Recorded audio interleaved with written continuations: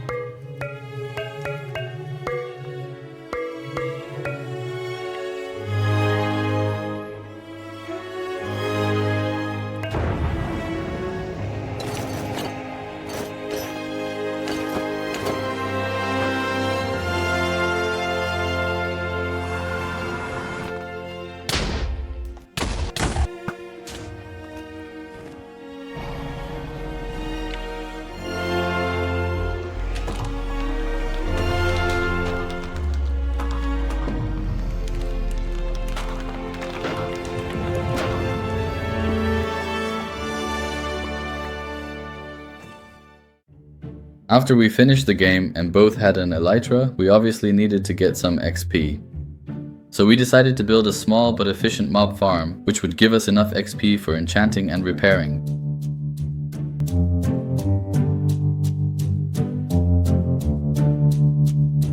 Next, we focused on getting better gear.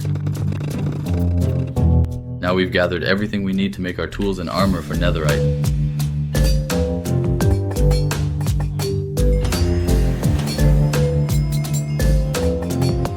And with that, we're fully into the round. After that, we played a raid to get a few totems. So after I got 4 totems, this is what happened. No! Creeper, bro. No! 2 creepers in the chest.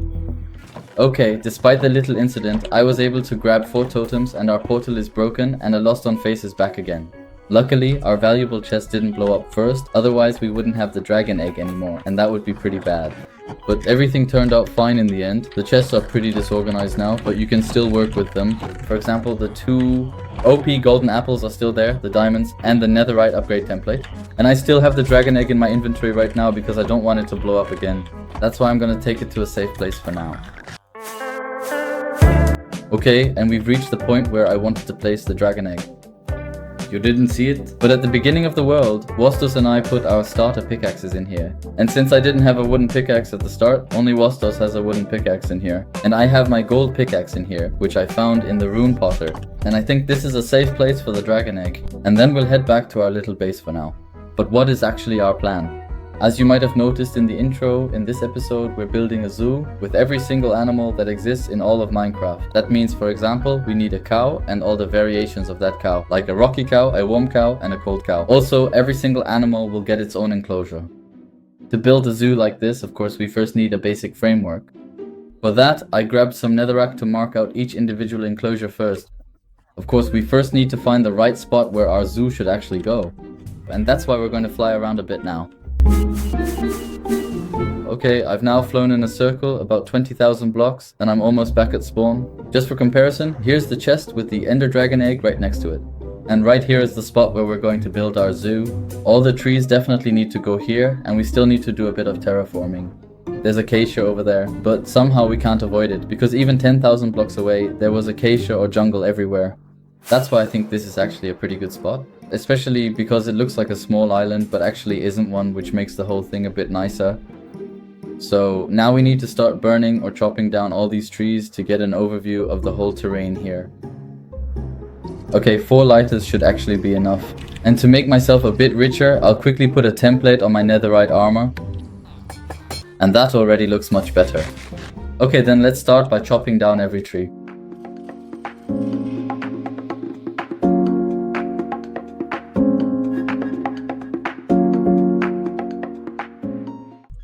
That's the last block, and it's back. With that, we've cleared this whole area of trees for now. I think the area already looks really good. There's definitely a lot we can do here, especially since we're getting rid of all these ravines and stuff. And for terraforming, we're definitely going to need a lot of dirt, so that's why we're starting here. So I've now gathered a whole inventory full of dirt, and I noticed that there's a lot of stone here. And that's why we need a beacon, so we can mine this stone faster. We'll get that now, and then continue building here.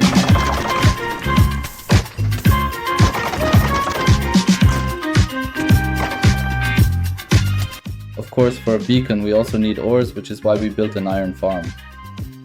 It's so funny how you can just have 2 villagers here like that. I'm just a train guy. Okay, villager number 2 is in. Villager 3 is in now too, and now the farm should actually work. The farm works perfectly. You can already see that from an iron golem, right? Now we'll build a chunk loader so it's always active. And then we'll have a full beacon pretty quickly too. Okay, we've now gathered all the materials for the full beacon. And since the iron wasn't quite enough, we farmed a few diamond blocks and some gold blocks as well. The diamonds actually went pretty quickly. And now we'll quickly set up the beacon. So let's put the beacon here. And with that, we've also completed the beacon. Now we can start terraforming. Our plan is to level everything here down to height 63. Height 63 is also the water level. And we always proceed bit by bit, which means we'll clear all of this here first. That's how we'll start it.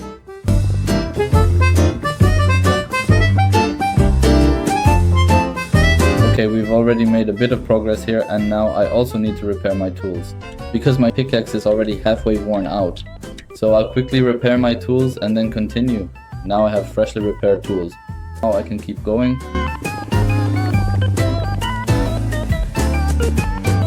We've definitely made more progress. This is what the island looks like now. And just for this small section, I have to repair my tools once.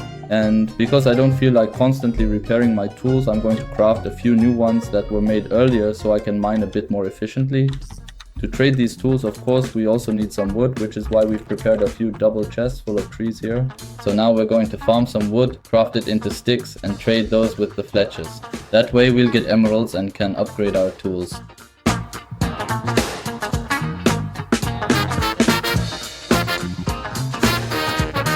Bostas has now farmed a double chest full of spruce logs. That should definitely be enough for our tools. Now we just need to trade them into sticks, then into emeralds, so we can trade for the enchantment books and upgrade our tools.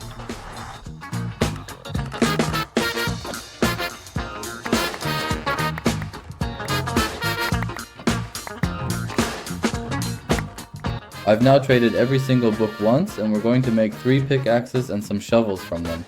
That way we should definitely be able to terraform much more efficiently. And now I'm going to enchant all of them first. Okay, I've now enchanted each book once. I just need the tools here in my inventory. And now I just need a few more levels to enchant them. We've now enchanted every shovel and pickaxe once, and now we can lower the island down to level 63.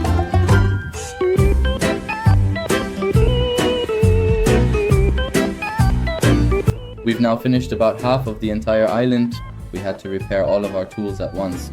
And we have all these double chests here and even more back there. And all these shulkers filled with stone, dirt and other stuff we got while digging down. Now all that's left is this half, which we'll quickly finish now as well. And then we've lowered everything here down to level 63.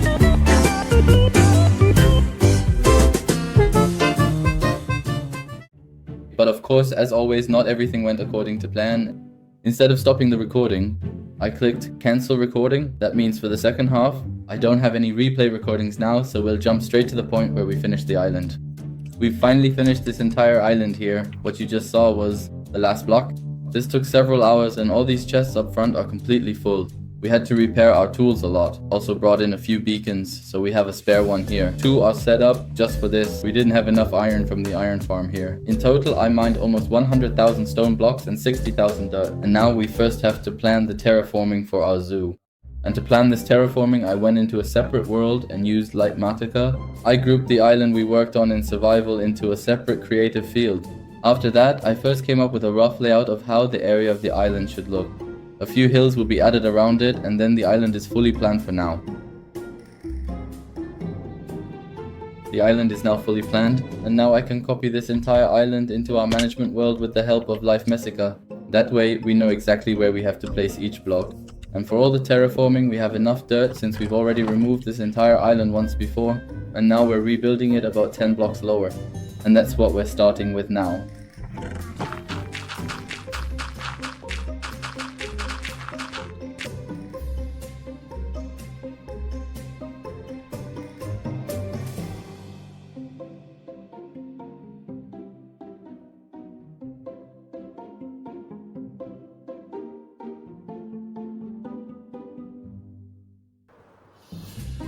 We've now finished building all these hills around it.